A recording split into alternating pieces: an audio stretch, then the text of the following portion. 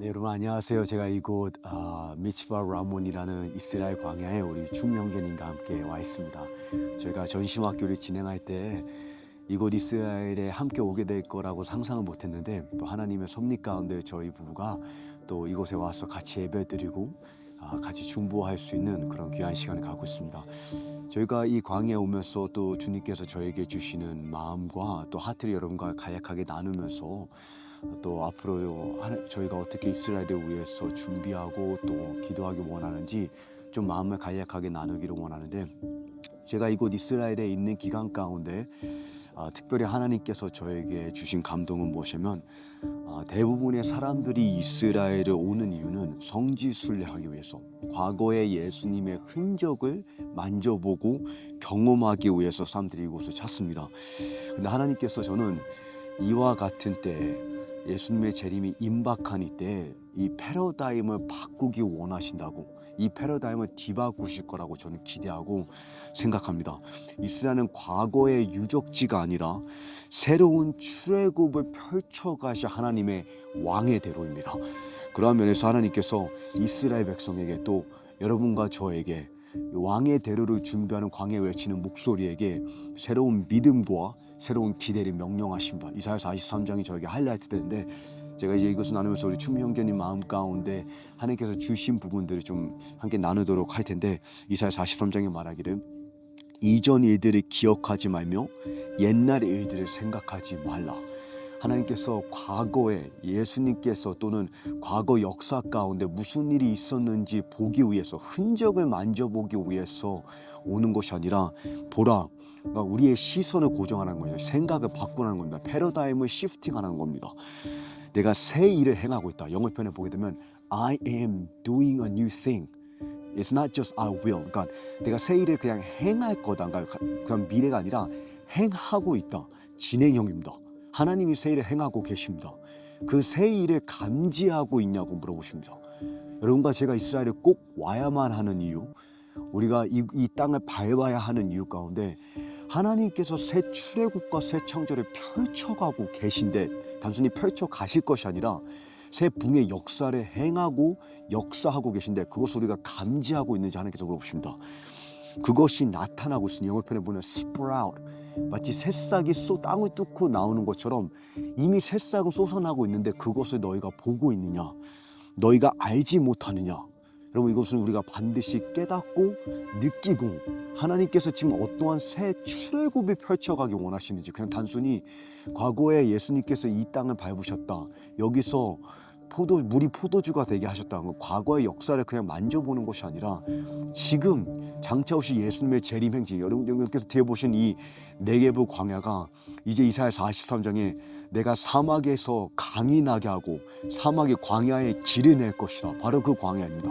이 광야 가운데, 이 사막이 하나님께서, 예수님께서 재림 행진하실 때 강물이 터져나오면서 이 사막과 이 폐허한 이 광야가 하나님의 동산으로 거듭나는 새로운 창조와 새로운 출애굽의 역사가 펼쳐질 것입니다.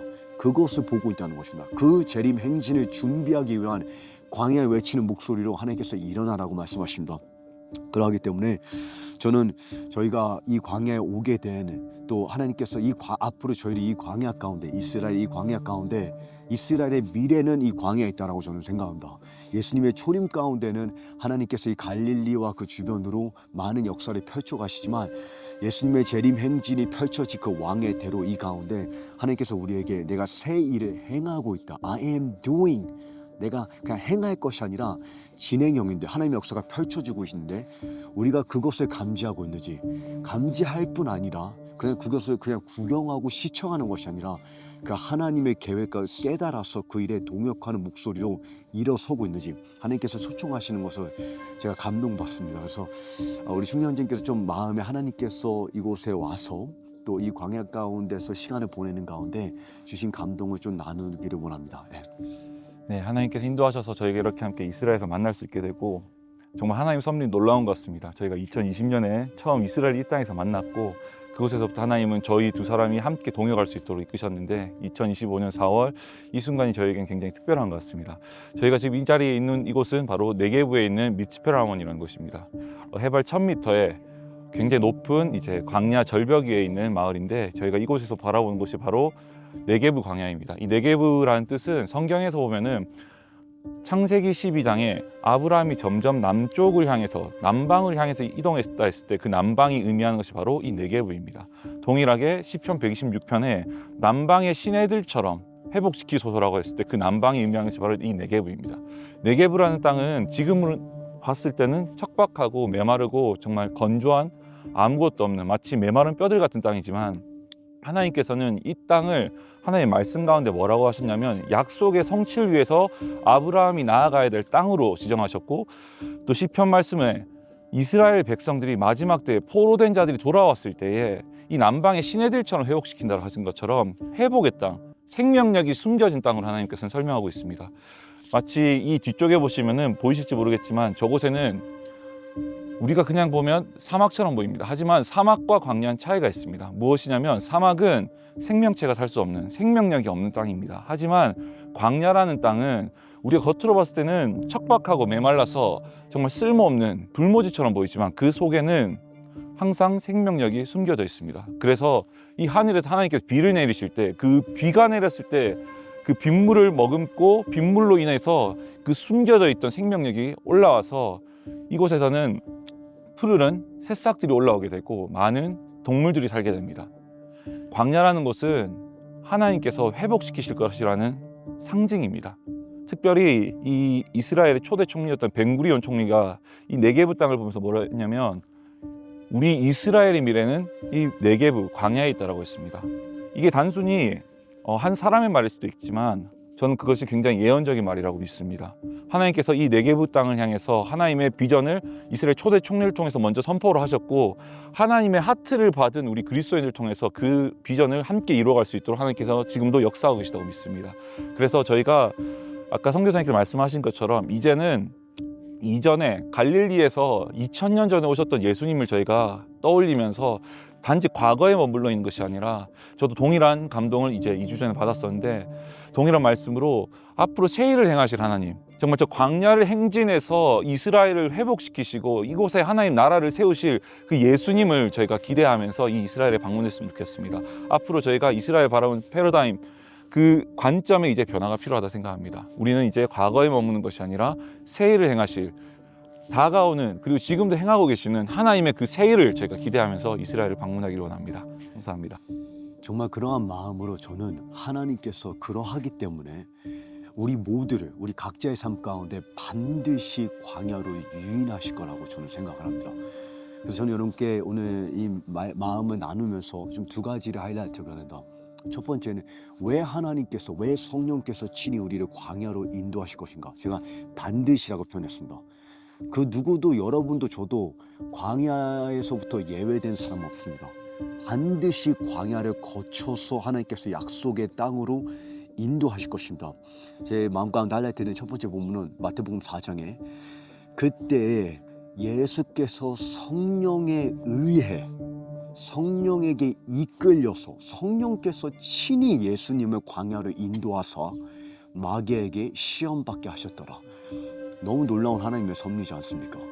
예수님께서 세례를 받으시고 이제 하나님의 약속이 펼쳐지는 그 순간에 그 카이로스 순간에 반드시 성령께서 친히 광야로 이끄셔서 광야 가운데 예수님이 점검받을 수 있도록 예수님이 시험받을 수 있도록 인도하십니다. 여러분과 저의 삶 가운데도 그러한 점검의 과정이 필요하다고 생각을 합니다.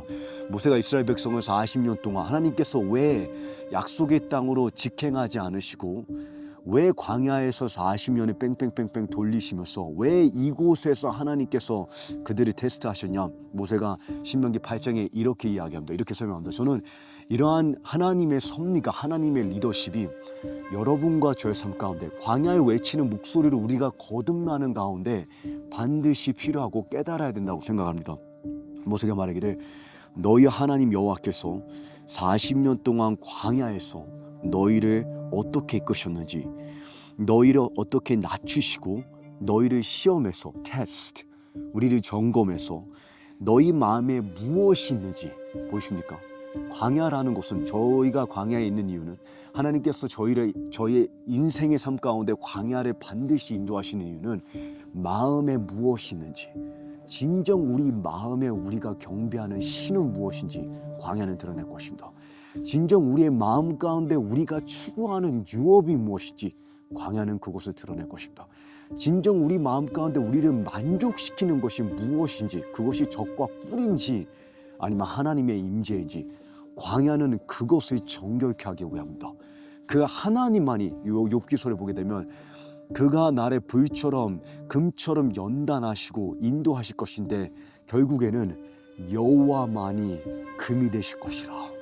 하나님께서 우리를 정결케 하시는 그 광야를 인도하시는 이유는 하나님이 우리의 적과 송이꿀이 되기 위함이다. 여호와의 말씀은 송이꿀보다 달콤하여, 하나님, 내가 시냇물을 찾기에, 사슴이 시냇물을 찾기에 갈급함같이. 방금 전에 저희가 여기서 뭐였죠? 방금 그 아이벡스라는 그 이 사슴들이 이 절벽을 걸어다니는 거 보았는데, 정말 사슴이 시냇물을 찾기에 갈급함같이 새벽 일찍 일어나 그 강물을 찾아가는 것처럼 이 광야는 저희에게 갈급함이 무엇인지, 예수님의 재림은 머리를 인지하고 있는지 아니면 우리의 심령이 갈급해하고 고대하고 있는지를 점검하는 자리입니다. 그렇기 때문에 하나님께서 우리를 반드시 광야로 인도하신데, 모세가 말하기를 마음이 무엇이 있는지를 알고자 하여 너희가 그분의 명령을 지키고 있는지 알고자 하셨음을 기억하라. 그분이 너희를 낮추시고 배고프게 하셔서, 하나님은 우리를 굶주리게 하실 것입니다. 예수님 향한 굶주림을 일깨우기 위해 너희나 너희 조상들이 전혀 알지 못하던 만나로 먹이신 것은 너희를 겸손하게 사람이 빵으로만 먹고 사는 것이 아니라 하나님의 입에서 나오는 하나님의 말씀, 풀은 마르고 꽃은 시드나 여호와의 말씀은 영원히 서리라. 이 광야에 전혀 풀이 자랄 것 같지 않지만 하나님의 말씀은 한 번 입에서 선포되는 것은 결코 후퇴하지 않고 후회하지 않고 반드시 그 선포된 것을 성취하는데, 마치 하늘에서 물이 떨어지다가 공중에서 갑자기 수증기가 돼서 올라가는 법이 없는 것처럼 하나님의 말씀은 새벽 그 봄비처럼 단비처럼 이 땅 가운데 임할 것입니다. 그 하나님의 말씀으로, 오직 여호와의 말씀으로 이 세대의 운명이, 이 미래가 결정되는 것을 깨닫게 하기 위해서 하나님께서 우리를 광야로 인도하십니다. 근데 무엇보다 제가 여러분과 하이라이트하기 원하는 것은 호세아서 2장을 보게 되면 그때 내가 그를 광야로 유인해서라고 표현합니다. 호세아 2장 14절에 I will allure her into the wilderness. 우리 중년경도 그렇고 저도 그렇고 저희가 이 자리에 광야에서 만났는데, 광야로 우리 각자의 삶 가운데 하나님께서 유인하셨다고 생각이 들고, 여러분의 삶 가운데도 반드시 하나님께서 광야로 억지로 끌고 가는 것이 아니라 부드럽게 유인해 가실 것입니다. 그래서 이 호세아 2장 14절을 보게 되면 광야로 유인해서 내가 부드럽게 말할 것이다. 그렇게 할 때 그 광야에서 무엇을 영접하게 될 것이냐, 하나님이 그냥 우리의 공급자 되심을 우리가 이해하는 것이 아니라, 우리의 구세주 되심을 그냥 단순히 인정하는 것이 아니라 우리의 남편 되심을 영접하게 됩니다. 첫사랑을 회복하는 자리입니다. 예수님과의 그 친밀함으로 진정 만족되는 자리입니다. 마치 세례요한이 30년의 이 광야에서 준비해서 고작 6개월을 사역하고 감옥에서 더 많은 시간을 보냈습니다. 여러분, 우리의 삶 가운데 하나님께서 이 광야로 유인하시는 이유는 이곳에서 하나님만이 우리의 금이 되시고 하나님만이 우리의 유업이 되시지 않으면 약속의 땅을 상속받고도 약속의 땅에서 우리가 추방당할 수 있기 때문입니다. 그것을 막기 위해서 약속의 땅에 하나님의 임재 가운데 우리가 항상 동행하기를 하나님께서 인도하시기 위해 하나님만이 우리의 남편 되심으로, 하나님만이 우리의 만족 되심으로, 하나님만이 우리의 진정한 기쁨과 즐거움인가. 제가 지난 3주 동안 이스라엘에 있으면서 하나님께서 저에게 딱 한 가지 질문하시는 것 같습니다. 일라이자, 너는 지금 이 순간, 이 과정, 이 여정 가운데 나를 즐거워하고 있니? 여러분, 이 광야 가운데 우리가 주님 한 분으로 만족하고 하나님의 임재가 있는 곳이 우리의 약속의 땅임을 고백하는 그러한 정결과 같은 정결된 그 금의 자리로 나아가기 원합니다. 그 전심의 비전으로 다시금 돌아가기를 원합니다. 그래서 저희가 이곳에 있으면서 정말 여러분에게 그 하나님의 마음 함께 나누기를 원하는데, 하나님께서 새 일을 행하고 계십니다.